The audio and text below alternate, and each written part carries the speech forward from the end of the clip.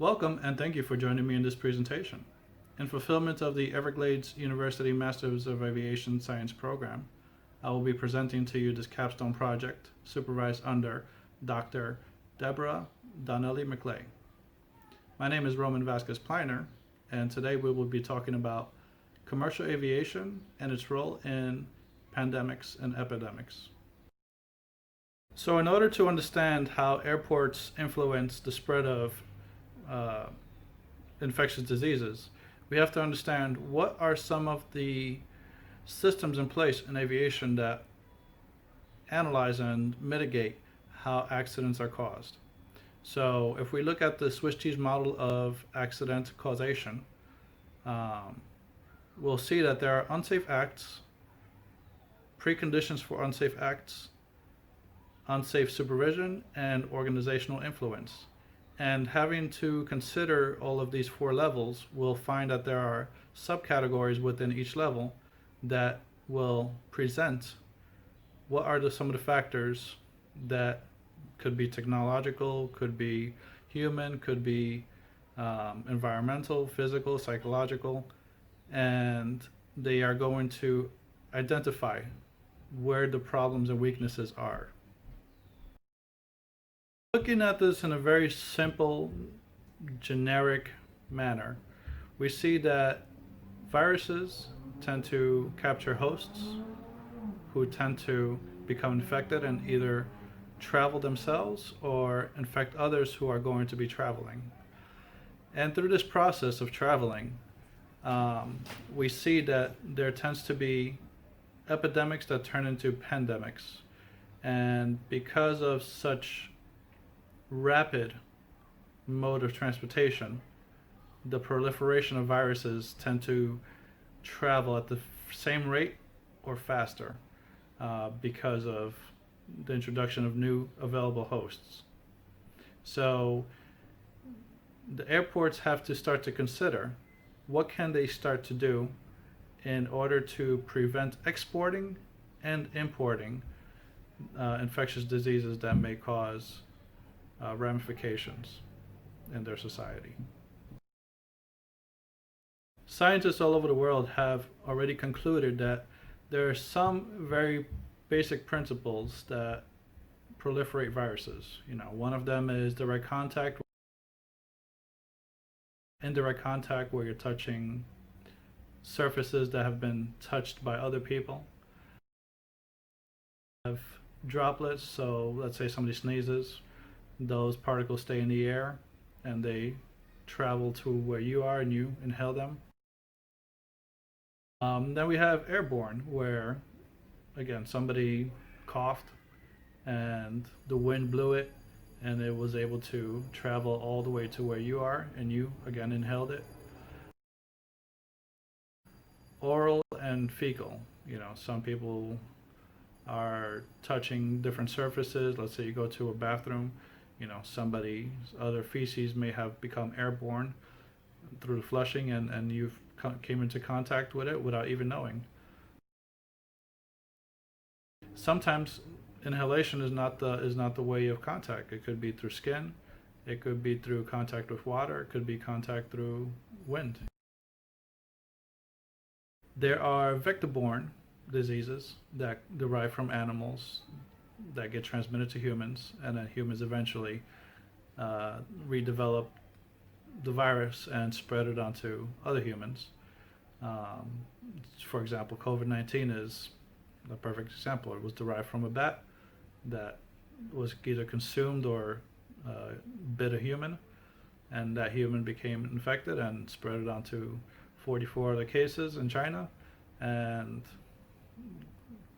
those people infected other people who happened to be traveling, and now the whole world is infected. So these things could have been prevented had airports taken on the role of having measures in place to prevent these people from traveling. When it comes to transmission, it is very easy to come into contact with a lot of these things without even your knowledge. So you should be taking precautions in order to prevent becoming infected or just having any contact with these substances that you may be spreading to other people who could be vulnerable. The first level of the Swiss cheese model of accidental causation is unsafe acts. Within these unsafe acts, we have errors and violations. So we have skill-based errors, which are what had occurred with the Department of Homeland Security, where there was a lack of training that was not effective in recognizing the threats of illnesses that were coming through the airports. Another factor was a decision error. So the Department of Homeland Security also decided to allow international inbound passengers to not be funneled through the certain airports that they decided that were to be carefully monitored. So they specifically only wanted to funnel in travelers coming from China.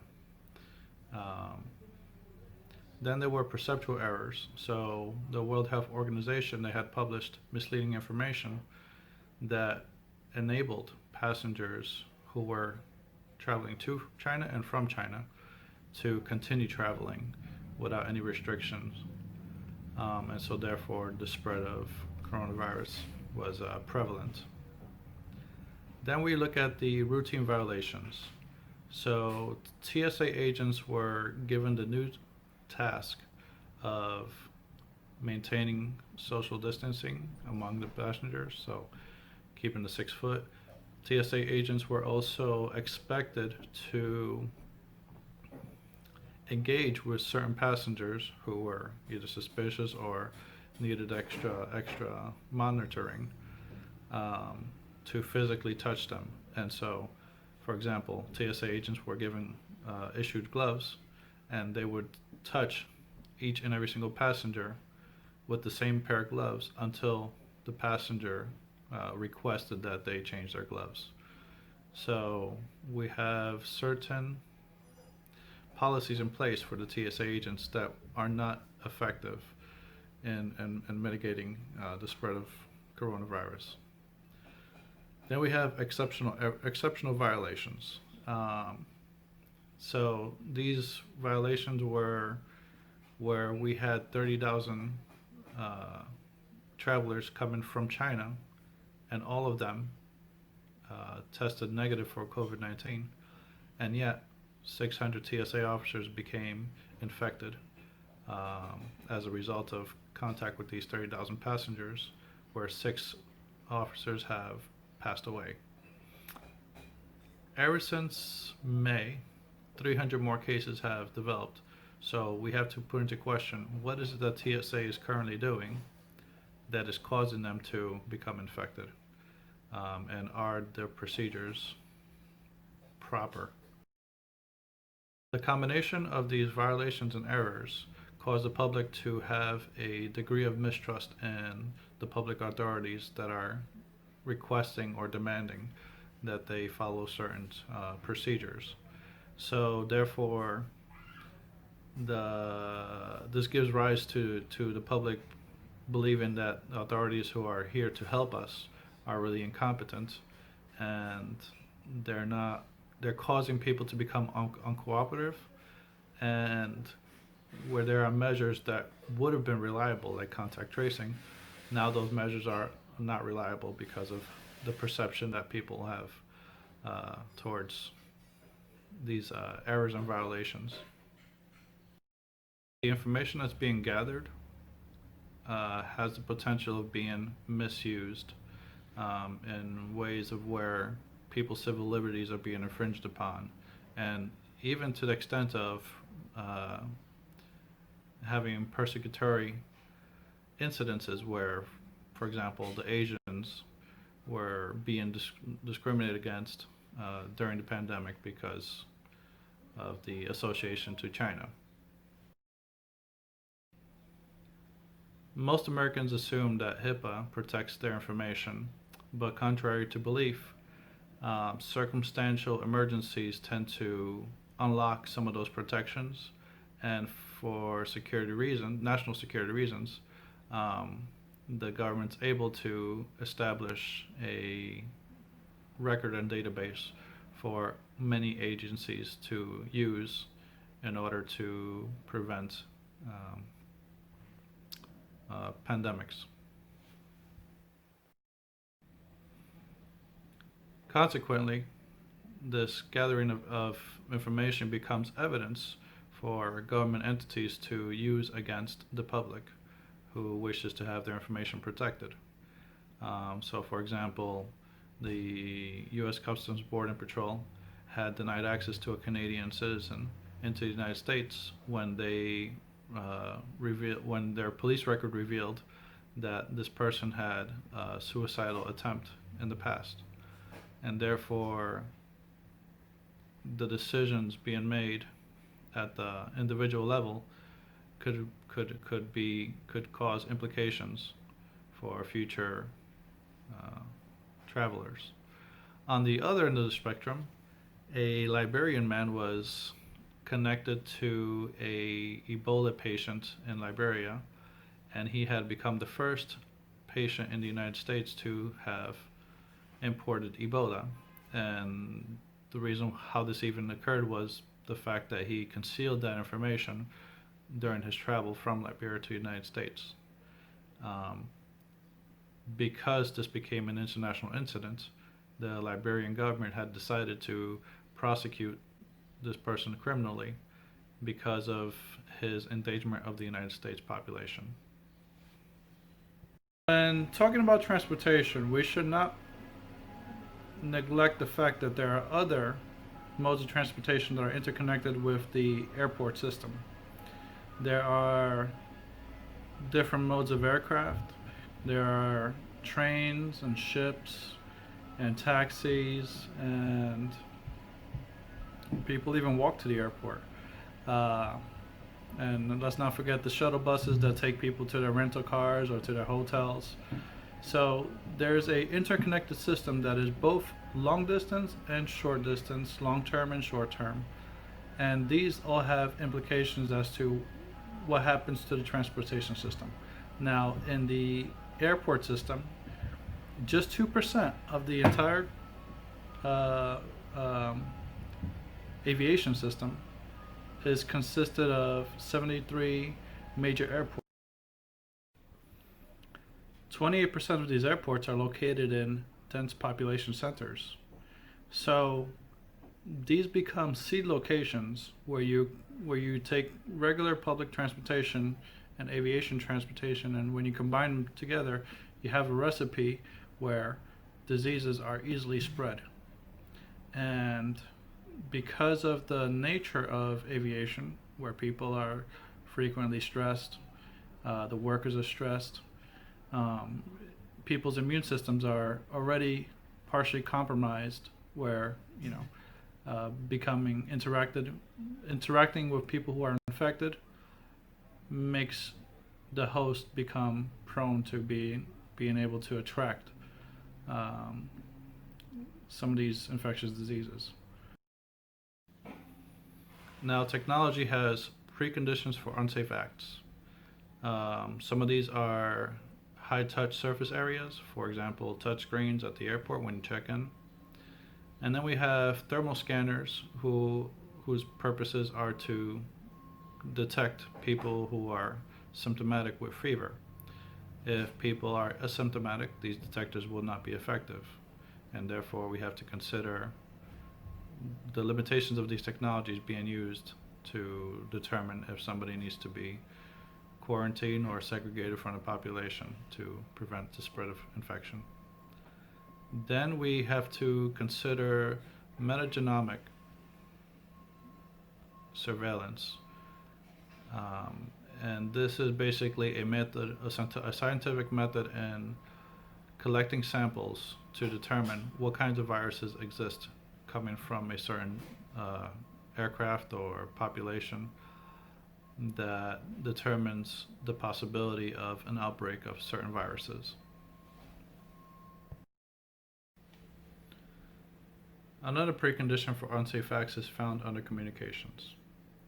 This is where the health organizations publish information and share it through the media to give the public a general understanding as to what preventions they can take in order to reduce the spread of the risk associated with the coronavirus. Um, the problem is that airports need to be involved in these situations as well. So the airport broadcasting system needs to be able to communicate the information. The companies amongst each other need to be able to communicate the information. And there tends to be a disconnect because not everybody relies on these same sources. And so we need to find unique features in order to communicate the information better. Um, this will make contact tracing very feasible. This would make making decisions feasible, and this would also protect the public in making sound decisions instead of being able to just pick and choose different sources to determine how to best protect themselves. Then there's a supervisory violation. So, we have to look at what is it that people are doing to supervise themselves. Are people practicing the proper hygienes? Are people keeping the social distance? So it's not just the people in control of the process, it's the people who are going through the process that also need to be in control of themselves. Um, and without this control, we have unsafe supervision. So we have to be able to police ourselves as well. Considering organizational influence, we have to look at what is the goal of security. When it comes to national defense, we have to consider how are we going to prevent an economic disaster? What investment will it take to counter some of these problems that we may face? What other entities exist that are going to be augmenting some of the measures that are going to take place when these things occur? So we have to look at the WHO, the CDC, FEMA, DHS, and we have to be able to link all those organizations together to influence how they're going to interact with each other and the public. And therefore, when we look at things where the DHS was audited for having spent $47 million in preparation for pandemics, and they failed in so many of the objectives, we have to question, was the investment enough? Did the training go to the proper people? Were the supplies that were acquired enough for managing these kinds of occurrences that may or may not happen? And so studies have proven that 4-in-1, there's a 4-in-1 ratio that would be in favor of the public and recovering from an economic disaster. So if a $50 million fund was able to prevent a $200 million disaster, the investment would have been proper. And therefore, we have to look at what other things are in place to help reduce that cost. So we have the public-private partnerships where private organizations work with federal organizations or local police and fire department organizations to work together in order to mitigate some of those costs. And when we look at how this had unfolded, this outbreak for COVID-19, studies have shown that if we had shut down the airports, 90% of the airports right away, for 2 whole months, we could have had enough time to prepare how we're going to quarantine and how we're going to ensure that this does not spread. But because we did not shut down, we've had many more cases. So it's also proven that 90%, if we only shut down 90% of the system, we would only had a 2 week head start before the outbreak actually uh, became a problem. And so therefore, we've already seen how the operations continued as normal and the rapid outbreak happened in less than 2 weeks. Um, so we just have to be able to have better screening methods in order to determine how we're going to manage and maneuver these actions that we are going to put in place for pandemics.